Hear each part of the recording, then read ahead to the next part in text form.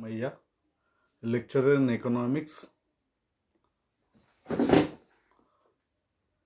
Government degree college Kamareddy. నేను Chalamalla Lingamayya,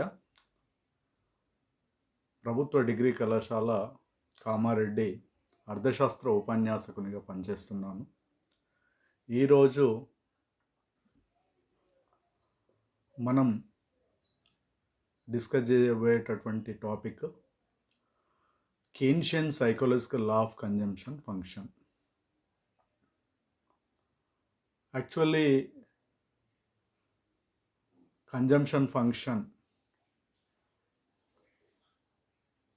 it's under part of consumption function. Keynesian psychological law of consumption function is a part of consumption function.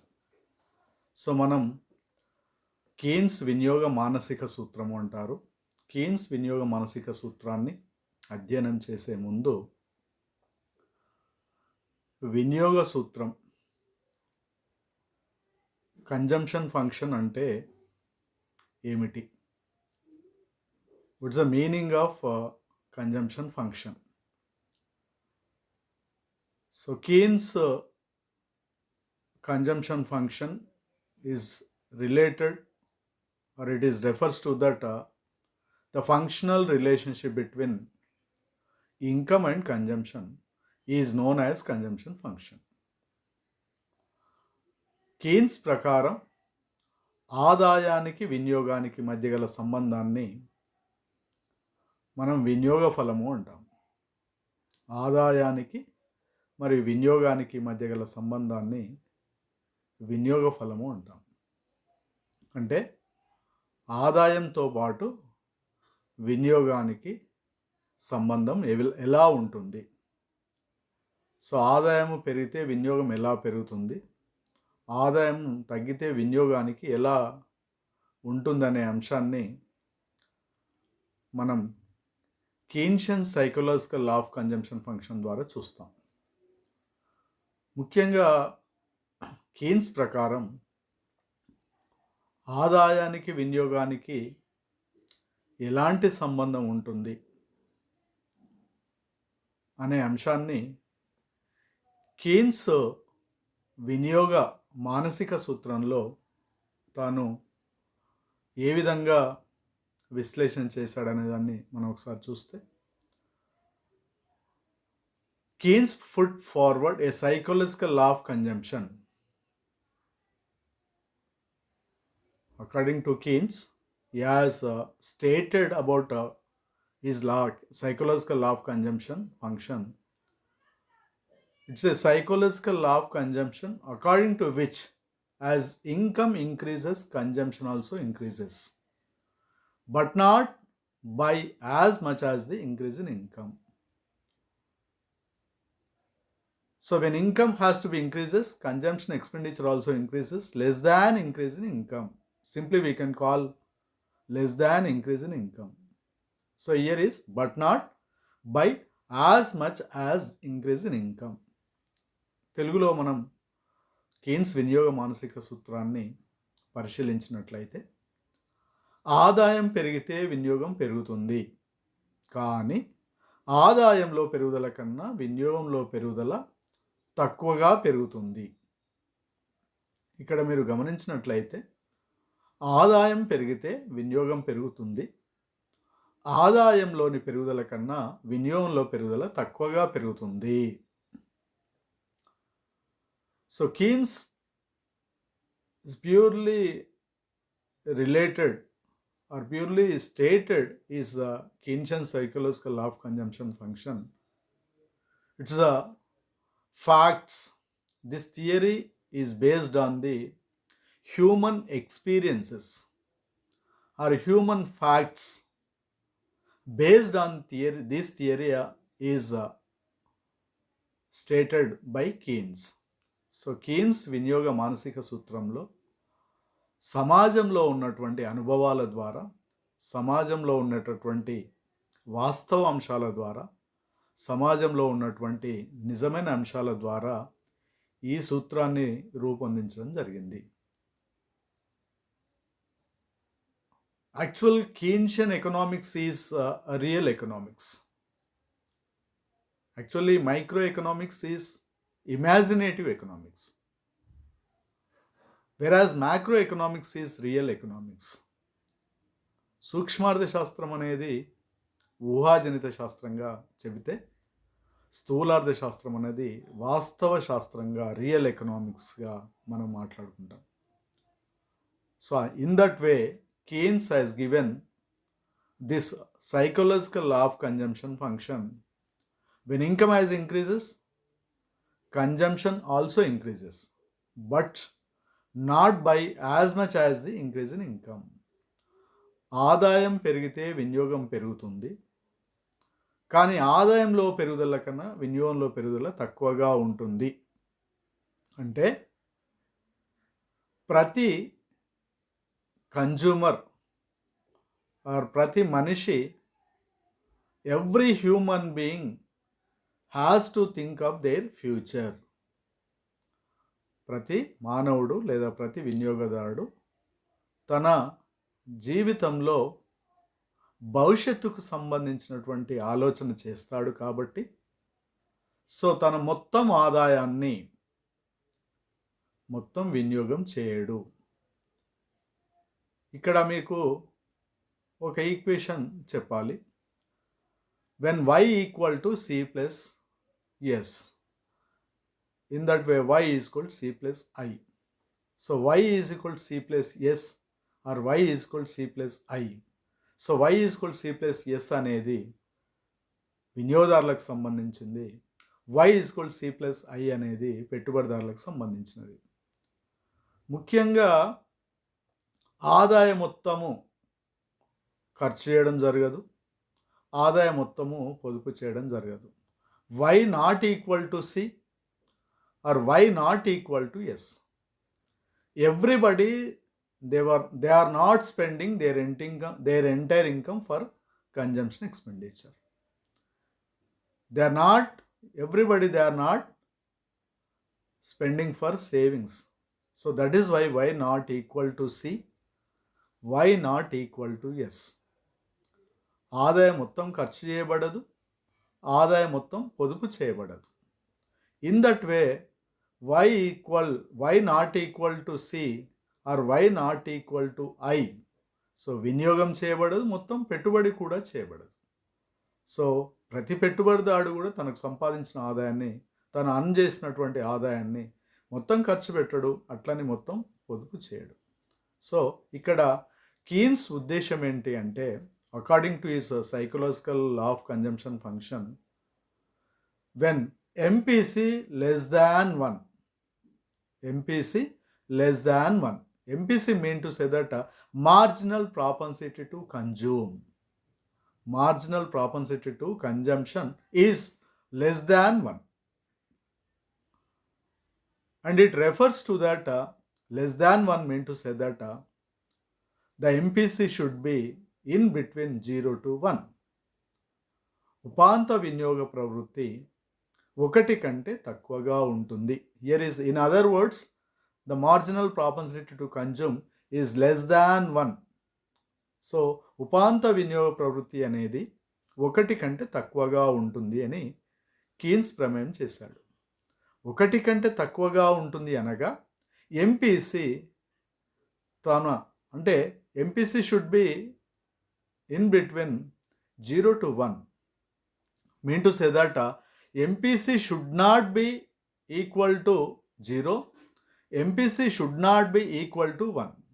So 0 ఉండకపోవచ్చు, 1 ఉండకపోవచ్చు. ఉపాంత వినియోగ ప్రవృత్తి 0 ఉండదు, అట్లని 1 ఉండదు. ఎందుకంటే MPC అంటేనే delta C by delta Y, change in consumption expenditure divided by change in income. So అందుకే ఇక్కడ change in consumption expenditure divided by change in income. When income has to be increases, consumption expenditure also increases, but less than increase in income. ఆదాయం పెరిగితే వినియోగం పెరుగుతుంది, ఆదాయంలోని పెరుగుదల కన్నా వినియోగంలో పెరుగుదల తక్కువగా పెరుగుతుంది. ఫర్ ఎగ్జాంపుల్, ఒక వ్యక్తి 100 రూపాయలు సంపాదిస్తే రూ. 100 ఖర్చు చేయడు. అట్లని రూ. 100 పొదుపు చేయడు. అదేవిధంగా రూ. 100 పొదుపు చేయడు. That means Y not equal to C or Y not equal to S. Y not equal to C as well as y not equal to s, so that their income will be spent for two parts. One is consumption expenditure and second one is a saving proportion. So that income should be divided into two parts. So that is why MPC should not be equal to 0. MPC should not be equal to 1. MPC should be in between 0 to 1.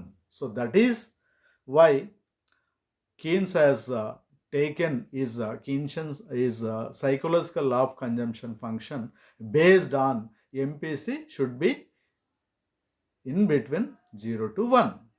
So అందుకే MPC less than 1 ఒకటి కంటే తక్కువగా ఉంటుందని మనకి ఈ స్లైడ్లో మనకు assumption చేయడం జరిగింది. అంటే ఎంపీసీ ఒకటి కంటే తక్కువగా ఉండొచ్చు, అదేవిధంగా 0 కంటే ఎక్కువగా ఉండొచ్చు. So MPC should be more than 0 as well as MPC should be less than 1. Yes, so 0 కంటే ఎక్కువగాను 1 కంటే తక్కువగాను ఉండే అవకాశం ఉంది. కాబట్టి రూ. 100 సంపాదిస్తే లేదా 100 కోట్లు దేశ జాతీయంలో 100 కోట్ల ఆదాయం వస్తే 100 కోట్లలో 60 కోట్లు ఖర్చు పెడుతున్నారు, 40 కోట్లు పొదుపు చేస్తున్నారు. So that means 100 equal 60 plus 40. 60 is C plus 40 is S. Y equal C plus S. Y is income. C means consumption expenditure plus S means saving proportion. So 100 should be divided into two proportions. One is consumption expenditure for 60, saving proportion for 40. So 60 plus 40 equal 100. So that is why Y equal C plus S. So in that way, Keynesian consumption psychological consumption function is given one equation. So the functional relationship between consumption and income. Consumption function is known as the functional relationship between consumption and income. So here is one equation has given by Keynes, that is C is equal to A plus BY. So here is C means consumption spending or consumer spending, that is consumption expenditure. Consumption expenditure is known as consumer spending, that is C. A is equal to autonomous. A is equal to autonomous consumption, and B is equal to MPC. MPC is known as marginal propensity to consume, and Y is equal to real disposable income. So A change in autonomous consumption, A change in autonomous consumption causes a shift the consumption function. So generally A should be shifts should be their consumption function. Here is Y, real disposable income. Real disposable income అంటే so తనకున్నటువంటి ఆదాయాన్ని ప్రత్యక్ష పన్నులు తీసివేయగా మిగిలినటువంటిది మనం real disposable income అంటాం. When person has to get is going to get some income, and definitely he has to pay some direct taxes to the government. So after paying off his direct taxes, then he has got a disposable income. So that is DI. Disposable income is known as DI. So that is real disposable income. Real disposable income is known as he has to do consumption expenditure. He has to do consumption expenditure as well as he has to do some proportion of savings. ప్రత్యక్ష పన్నులు తీసివేసిన తర్వాత మిగిలినటువంటి దాన్ని అతను ఖర్చు పెట్టుకోవచ్చు, కొంత భాగం, మరికొంత భాగాన్ని పొదుపు చేయడానికి అవకాశం ఉంటుంది. కాబట్టి సో కీన్షియన్ కన్జంప్షన్ ఫంక్షన్ అనేది ఇక్కడ మనకు క్లియర్గా అర్థమవుతుంది. ఏంటి అంటే so y is equal to C plus ABY. So that is B is MPC, Y is disposable, real disposable income, and C is consumer spending, and A is autonomous consumption function. So we can take this slide. So here is there are 4 rows. One is Y, and second one is C, and third one is uh, APC, and fourth one is MPC. So it should be uh, we are going to discuss like APC and MPC. Here is there are 2 parts of consumption function. So now we can take the meaning of APC and as well as the meaning of MPC. So APC refers to that APC refers to that APC may be defined as the ratio of in consumption expenditure to change ratio of consumption expenditure to ratio of change in income. So in that way, that is MPC. So we can take APC. APC is equal to C by Y.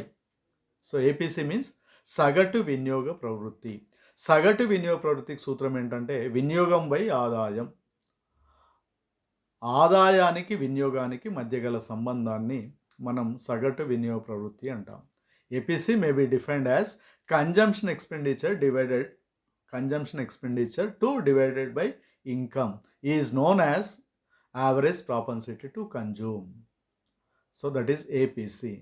And MPC refers to that change in consumption expenditure divided by change in income. Here is we can call simply delta C by delta Y, whereas APC C by Y and MPC should be delta C by delta Y.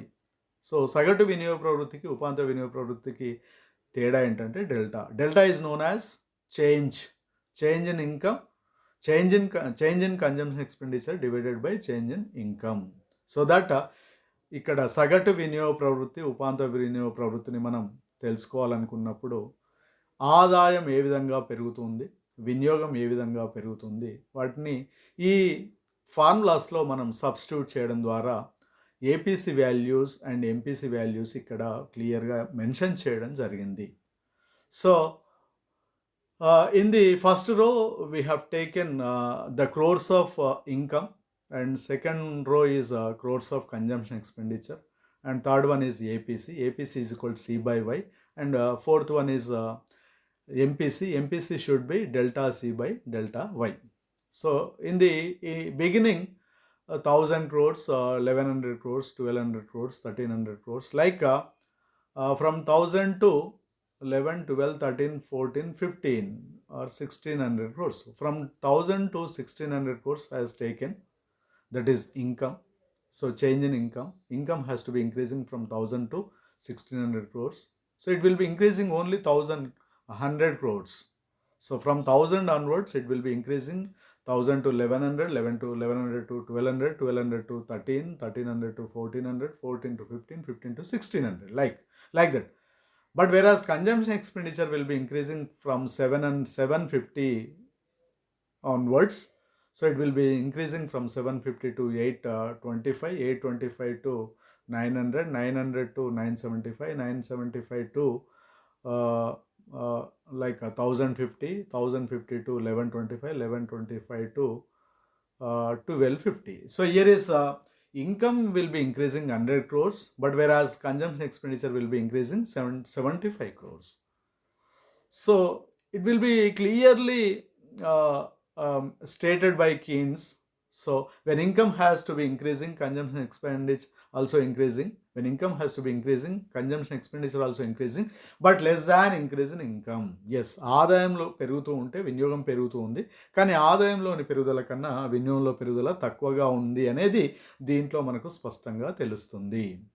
Yes, ఆదాయము 1000 ఉన్నప్పుడు వినియోగం 750 కోట్లు ఉంది. 1100 పెరిగినప్పుడు వినియోగము 825 crores పెరిగింది. So మనకు ఆదాయానికి వినియోగానికి మధ్య ఎలా సంబంధం ఉందనేది దీంట్లో. అయితే మనం గమనించాల్సింది ఏంటంటే ఏపీసీ ఏ విధంగా ఉంది చూడండి, అండ్ ఎంపీసీ ఏ విధంగా ఉంది చూడండి. ఒక్కసారి ఏపీసీ మనకు ఏపీసీకి ఫార్ములా ఆల్రెడీ మీకు చెప్పాను. APC equal C by Y, వినియోగం బై ఆదాయం. సో వినియోగము 750 crores ఉంది, ఆదాయము 1000 crores ఉంది. 750/1000 equal 0.75. So APC should be 0.75. Yes. And in that way, APC next we can take same 825 to 1100, that is 0.75, and again 900 by 1200, that is also 0.75. So in that way, APC, all our values are same from APC. Why? Because so income and expenditures are increasing in a constant way. So ఆదాయంలోని మార్పు, so ఆదాయంలోని పెరుగుదల, వినియోగంలో పెరుగుదల ఎట్లా ఉంది అంటే స్థిరంగా పెరిగాయి. కాన్స్టాంట్ గ్రోత్ ఉంది, కాన్స్టాంట్ గ్రోత్ రేట్ ఉంది. కాన్స్టాంట్ గ్రోత్ రేట్ ఉన్నప్పుడు ద వాల్యూస్ ఆర్ సేమ్, వాల్యూస్లో కూడా ఎటువంటి మార్పు ఉండదు. సో ఇక్కడ మనకు APC same 0.75 and as well as MPC కూడా తీసుకుంటే సో మనకు 100/75/100. సో మనకు ఫస్ట్లో కూడా 1000 to 1100 అంటే 100 పెరిగింది. 750 నుంచి 825 అంటే 75 పెరిగింది. కాబట్టి so MPC means delta C by delta Y, change in consumption expenditure divided by change in income. So that is 75/100 equal 0.75. So in that way, all the values are same, 75. So here is APC and MPC should be same values are there. Why it will be same values? So the income and consumption expenditure are increasing at same level. So that is why we can take the values are here is same. So now we can take the Keynesian consumption function is projected in the diagram, projected in the graph. So we can take in the x-axis real disposable income, that is y, and y-axis we can take a real consumption expenditure, that is c. So real consumption expenditure have been taken in the y-axis and real disposable income have to be taken in the x-axis. So in the beginning, the curve, income curve will be started from origin. So మూల బిందువు నుంచి 0 నుంచి start అయింది. So 0 నుంచి start అయినప్పుడు income 0 ఉంది. But వెరాజ్ consumption expenditure will be upper portion, that is a.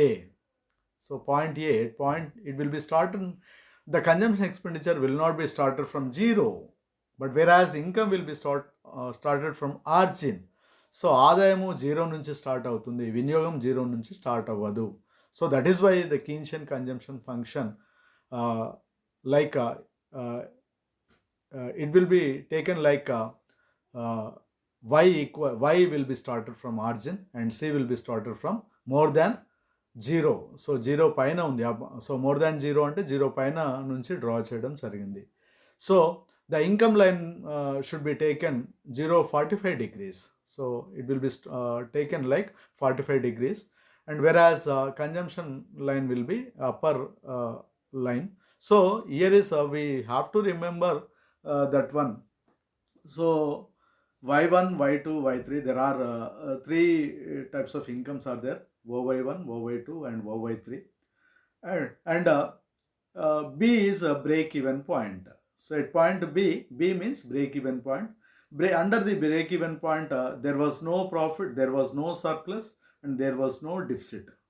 Surplus కానీ డెఫిసిట్ కానీ లేనటువంటి పాయింట్ను మనం బ్రేక్ ఈవెన్ పాయింట్ అంటాం. Actually in economics break even point is known as no profit no loss point is known as break even point.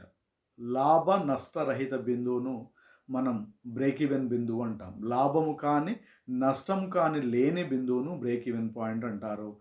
సర్వసాధారణంగా జనరల్గా most of the firms, most of the industries or most of the multinational companies, first of all they will think about break even point. So లాభం గురించి ఆలోచించరు వాళ్ళు, break even point వచ్చే వరకే ప్రయత్నం చేస్తారు. Once they have reached to break even point, automatically they are going to or they will have reached more than profits. So లాభాలు ఎక్కువ రావాలి అంటే break even point once they will reach break even point, definitely they are going to get more profits. So లాభాలు ఎక్కువ రావడం అనేది సర్వసాధారణంగా జరుగుతూ ఉంటుంది.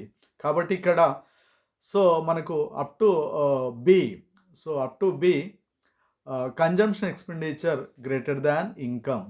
సో ఇక్కడ దీన్ని ఏమంటారంటే వినియోగం ఎక్కువగా ఉంది, ఆదాయం తక్కువగా ఉంది. కాబట్టి సో ఈ ప్రపోర్షన్ 0 AB, ఈ దిస్ ప్రపోర్షన్ మనం ఏమంటాం అంటే డిస్ సేవింగ్స్ అంటాం. So we can call like dissavings. Dissavings అంటే అప్పులు చేసి లోన్స్ తీసుకొని ఖర్చు పెట్టుకునేటటువంటిది. ఎందుకంటే ఆదాయం తక్కువగా ఉంది, వినియోగం ఎక్కువగా ఉన్నప్పుడు they will takes loans and they are doing consumption expenditure even less than income. So మొదట్లో ఆదాయం తక్కువగా ఉంటుంది, వినియోగం ఎక్కువగా ఉంటుంది. కాబట్టి సో ఆ రకంగా కీన్స్ ప్రకారం ఏంటంటే డిస్ సేవింగ్స్ ఉంటాయి. So when they are reached break even point అంటే from OY1 to OY2. So OY2 ఉన్నప్పుడు బ్రేక్ ఈవెన్ పాయింట్ ఉంది. బ్రేక్ ఈవెన్ పాయింట్ వద్ద there was no surplus and there was no deficit. So మిగులు కానీ లోటు కానీ లేనటువంటి బిందువును మనం like we can take break even point అంటాం. సో మిగులు లేదు, లోటు లేదు, కాబట్టి సో దాన్ని బ్రేక్ ఈవెన్ పాయింట్ అంటాం. After reaching of break even point, when income has to be increases, consumption expenditure also increases, but here Y greater than C. So before B, that is a C greater than Y. After B, Y greater than C. So ఇక్కడ ఆదాయం ఎక్కువ ఉంటుంది, వినియోగం తక్కువగా ఉంటుంది. ఆదాయంలో పెరుగుదల కన్నా వినియోగంలో పెరుగుదల తక్కువగా ఉంటుంది అనేది Y is equal to C plus S, C is equal to A plus BY. So ఈ ఈక్వేషన్ అర్థం ఏంటి అంటే ఆదాయం ఎంత అంటే after reaching of break even point ఆదాయం పెరుగుతూ ఉంటే వినియోగంలో పెరుగుతుంది, వినియోగం కూడా పెరుగుతుంది. కానీ ఆదాయంలోని పెరుగుదల కన్నా వినియోగంలో పెరుగుదల తక్కువగా పెరుగుతుంది అనేది ఈ ఈక్వేషన్లో మనకు ఈ డయాగ్రామ్లో ప్రొజెక్ట్ చేసినటువంటి డయాగ్రామ్లో మనకు స్పష్టంగా తెలుస్తుంది. Yes, now we can take assumptions of law of consumption function. Assumptions of Keynesian psychological law of consumption function. There are certain assumptions are there. Now we can take first assumption is no change in psychological and institutional complex. So Keynes మానసిక వినియోగ సూత్రానికి ఏంటంటే మానసిక పరమైనటువంటి మరియు institutional పరమైనటువంటి అంశాలు స్థిరంగా ఉండాలి. For example, no change in taste, preferences, habits. So వినియోగదారుని యొక్క అభిరుచులు, అలవాట్లు, ఫ్యాషన్లు స్థిరంగా ఉండాలి. This is known as psychological phenomena. So వినియోగదారుని యొక్క అభిరుచులు, అలవాట్లు, ఫ్యాషన్లు స్థిరంగా ఉండాలి. So that is purely psychological phenomena. వినియోగదారుని యొక్క అభిరుచులు, అలవాట్లు, ఫ్యాషన్లు స్థిరంగా ఉండాలి. వినియోగదారుని యొక్క కస్టమ్స్ స్థిరంగా ఉండాలి. వినియోగదారుని యొక్క ట్రెడిషన్స్ స్థిరంగా ఉండాలి. వినియోగదారునికి సంబంధించిన all the personal things are known as psychological aspects. So psychological aspects also should be constant, should not be change. So no change means should be constant. So ఇప్పుడు మనం మాట్లాడుకున్నటువంటి వినియోగదారుని యొక్క అభిరుచులు కానీ, అలవాట్లు కానీ, ఫ్యాషన్లు కానీ, సాంప్రదాయాలు కానీ, ఆచారాలు కానీ, కస్టమ్స్ కానీ ఇవన్నీ కూడా మారకుండా ఉండాలి, స్థిరంగా ఉండాలి, మార్పు లేకుండా ఉండాలి. రెండవది institutional complex. So institutional complexes అంటే లైక్ సమాజానికి సంబంధించినటువంటి అంశాలు, రాజకీయపరమైనటువంటి మార్పులు ఉండరాదు. There is no change in so political conditions should be constant and inflation, deflation, so those things should not be occurred. So institutional, so సమాజపరమైనటువంటి అంశాలు కాబట్టి inflation, deflation aspects should not be existing in the economy. And as well as political conditions should be stable. So స్థిరంగా ఉండాలి. Economical conditions should be stable, technical conditions should be stable and cultural conditions should be stable. So ఇవన్నింటిని మనం institutional complexes అంటాం. So according to Keynes, psychological and institutional complexes should be constant. ఇవి మారడానికి వీల్లేదు. అప్పుడే when income has to be increases, consumption expenditure also increases less than increase in income. So ఆదాయం పెరిగితే వినియోగం పెరుగుతుంది, ఆదాయంలోని పెరుగుదల కన్నా వినియోగంలో పెరుగుదల తక్కువగా ఉంటుందనేది మనకు దీన్ని బట్టి తెలుస్తుంది. And second assumption, that is normal conditions. Yes, సాధారణ పరిస్థితులు ఉండాలి. జనరల్ కండిషన్స్ ఉండాలి. Should not be imposed on abnormal conditions. అసాధారణ పరిస్థితులు ఉండరాదు. అసాధారణ పరిస్థితులు ఆర్ అబ్నార్మల్ కండిషన్స్ అంటే ఏంటి అంటే wars will not be existing. So యుద్ధాలు జరగకూడదు. And earthquakes should not be occurred. So భూకంపాలు లాంటివి రాకూడదు. Tsunamis should not be occurred. సునామీలు ఉండకూడదు. సునామీస్ రాకూడదు. అండ్ అబ్నార్మల్ కండిషన్స్, వార్స్ కానీ, సునామీస్ కానీ, అర్త్క్వేక్స్ కానీ, లైక్ అంతర్యుద్ధాలు కానీ, సో విదేశాలతో యుద్ధాలు కానీ లేదా దేశం లోపల అంతర్యుద్ధాలు కానీ, so these abnormal conditions are not existing in the economy. So అసాధారణ పరిస్థితులు ఉంటే ఆదాయం పెరిగేదానికంటే వినియోగం ఇంకా ఎక్కువ పెరిగేటటువంటి అవకాశం ఉంటుంది. So generally the people are going to live with a normal conditions. So normal conditions ఉంటే మాత్రమే Keynesian psychological law of consumption is applicable in the economy. So ఆర్థిక వ్యవస్థలో ఈ సూత్రం పనిచేయడానికి అవకాశం ఉంటుంది, లేదంటే ఈ సూత్రం పనిచేయడానికి అవకాశం ఉండదు. And third one, based on laissez faire. Yes, based on laissez faire. స్వేచ్ఛా వ్యాపార వాణిజ్య విధానం ఉండాలి. స్వేచ్ఛా వ్యాపార వాణిజ్య విధానము అంటే so the public sector should not B involve with the market mechanism. So ప్రభుత్వము మార్కెట్ పైన జోక్యం చేసుకోకూడదు. ప్రభుత్వము వస్తు సేవలను కొనుగోలు చేసేటప్పుడు, అమ్మకందారులు కొనుగోలు చేసేటప్పుడు అమ్మకందారుల మధ్యలో కానీ కొనుగోలుదారుల మధ్యలో కానీ ప్రభుత్వము జోక్యం చేసుకోకూడదు. The public sector should not be interfere with the market mechanism. The public sector should be interfere with only law and order. శాంతి భద్రతల నిర్వహణ మాత్రమే ప్రభుత్వం జోక్యం చేసుకోవాలి తప్ప మిగతా విషయాల్లో ప్రభుత్వం జోక్యం చేసుకోకూడదు. So according to psychological law of consumption function based on laissez-faire. Laissez-faire policy is known as the public sector should not be interfere with the market mechanism. Automatically market mechanism will be works out. So అది దానంతకు అదే పనిచేస్తుంది అని Keynes ఉద్దేశం. So చాలా assumptions ఉన్నాయి. I will take only minimum assumptions. And now we can take Keynes psychological law of consumption function propositions. Yes, there are certain propositions are there. So when the total income of a community increases, when the total income of a community increases, the consumption expenditure of the community will also increases, but less than proportionately. So ఇది చాలా ఇతని యొక్క సూత్రంలో కొన్ని ముఖ్యమైనటువంటి అంశాలను పొందుపరచడం జరిగింది. అందులో మొదటి అంశం ఏంటి అంటే, ఒక సమాజంలో ఉన్నటువంటి వ్యక్తుల ఆదాయం పెరుగుతుంది, వ్యక్తుల ఆదాయం పెరుగుతూ ఉంది, వ్యక్తుల వినియోగం కూడా పెరుగుతుంది, బట్ లెస్ దాన్ ప్రపోర్షనేట్లీ, సమాన అనుపాతంలో పెరగడం లేదు. Income has to B increasing, consumption expenditure also increasing about the community, but వెరాజ్ లెస్ దాన్ ప్రపోర్షనేట్లీ, సమాన అనుపాతంలో ఆదాయం 100% పెరిగితే వినియోగం 100% పెరగడం లేదు. The community income is increasing 100%, but whereas their consumption expenditure increasing less than 100%.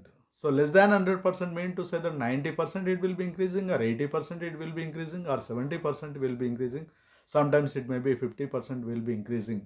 So that is why we can call like less proportionately consumption expenditure will be increasing, but less proportionately. ఆదాయం పెరుగుతూ ఉంటే వినియోగం పెరుగుతుంది, కానీ ఆదాయంలోని పెరుగుదల కన్నా వినియోగంలో పెరుగుదల తక్కువగా పెరుగుతుంది. సో దాన్ని మనం ఏమంటామంటే లెస్ ప్రపోర్షనేట్లీ అంటాం. ఒకే అనుపాతంలో పెరగడం లేదు, ఒకే అనుపాతంలో పెరగడం లేదు, వేర్వేరు అనుపాతాల్లో పెరుగుతున్నాయి. ఆదాయంలోని పెరుగుదల కన్నా వినియోగంలో పెరుగుదల తక్కువ అనుపాతంలో పెరుగుతుంది అని అర్థం. రెండవ పాయింట్ ఏంటంటే, it follows from that an increase in income is always bifurcated into spending and saving. So ప్రతి వ్యక్తి కూడా వచ్చిన ఆదాయం మొత్తాన్ని ఇంతకుముందుకే మనం మాట్లాడుకున్నాం, Y not equal to C, Y not equal to S. ఆదాయం పెరుగుతూ ఉన్నప్పుడు మొదట నెసెసిటీస్ గురించి ఆలోచిస్తాడు, ఇంకా ఆదాయం పెరిగితే కంఫర్ట్స్ గురించి ఆలోచిస్తాడు, ఇంకా ఆదాయం పెరిగితే లగ్జూరియస్ కమోడిటీస్ గురించి ఆలోచిస్తాడు, ఇంకా ఆదాయం పెరిగితే పొదుపు ఎక్కువగా చేస్తాడు. సో ప్రతి మానవుడు లేదా ప్రతి మనిషి ఆదాయం ఎక్కువగా పెరుగుతూ ఉన్నప్పుడు side by side want minimum necessities will be fulfilled and comforts will be fulfilled and luxurious commodities will be fulfilled. Later ఈ has to do more savings. So spending తక్కువైపోతుంది, సేవింగ్స్ ఎక్కువైపోతాయి. కాబట్టి savings greater than spending. Savings greater than spending. When income has to be increasing, consumption expenditure also increasing, but less than increase in income. So ఆదాయం పెరిగితే వినియోగం పెరుగుతుంది, వినియోగంలో పెరుగుదల కన్నా ఆదాయంలోని పెరుగుదల కన్నా వినియోగంలో పెరుగుదల తక్కువగా పెరుగుతుంది. కాబట్టి అందుకే ఆదాయము 2 భాగాలుగా విభజించబడుతుంది. ఒకటి వినియోగము, 2 పొదుపు. Second point. థర్డ్ పాయింట్ ఏంటంటే increase aggregate income leads to increase aggregate consumption. Yes, ఆదాయం సమిష్టి ఆదాయం పెరిగితే సమిష్టి వినియోగం పెరుగుతుంది. కానీ సమిష్టి ఆదాయంలోని పెరుగుదల కన్నా సమిష్టి వినియోగంలో పెరుగుదల తక్కువగా ఉంటుంది అనేది మనం ఆల్రెడీ పైన పాయింట్లో చూసాం, పైన అంశంలో చూసాం. Yes, fourth aspect increase in income divided between consumption and savings. Yes, absolutely our income should be divided into 2 things. One is consumption and second one is savings. Finally fourth ఆస్పెక్ట్లో ఇంకా ఆదాయం పెరిగితే ఏం చేస్తారంటే that will be divide into 2 proportions. One is consumption and second one is savings. ఆదాయం పెరుగుతూ ఉంటే వినియోగం పెరుగుతుంది, కానీ వినియోగంలో పెరుగుదల కన్నా ఆదాయంలో పొదుపులోని పెరుగుదల ఇంకెక్కువగా పెరిగేటటువంటి అవకాశం ఉంటుంది. So these are the Keynesian psychological law of consumption function propositions, and now we can take implications of Keynesian psychological law of consumption. So implications, significance. So yes, reduction of Say's law. So manaku according to say JBC market law, already we were discussed in the previous video lessons. JBC market law is stated that supply creates its own demand. According to supply creates its own demand. Yes, supply creates its own demand according to JBC law. But Keynes has criticized a lot. Why he has criticized that much? So ఆదాయం పెరిగితే వినియోగం సమిష్టి supply తన demand తానే సృష్టించుకుంటుంది ఒకవేళ అనుకున్నప్పుడు we are unable to see great economic depression. So మనము ఎకనామిక్ డిప్రెషన్ చూసేవాళ్ళం కాదు. 1929-30లో ఎకనామిక్ డిప్రెషన్ వచ్చింది అంటేనే supply does not creates its own demand అనేది మనకు తెలుసు. రెండవది decline in MAC. Yes, decline in MAC. So marginal efficiency of capital should be declines. So ఉపాంత వినియోగ మూలధన సామర్థ్యం అనేది క్షీణిస్తుంది. ఎందుకు అంటే వచ్చిన ఆదాయాన్ని మొత్తం ఖర్చు పెట్టడం జరగదు కాబట్టి. So the rate of profits also should be declines. So mean to say that a decline in MEC. And the strategic importance of investment.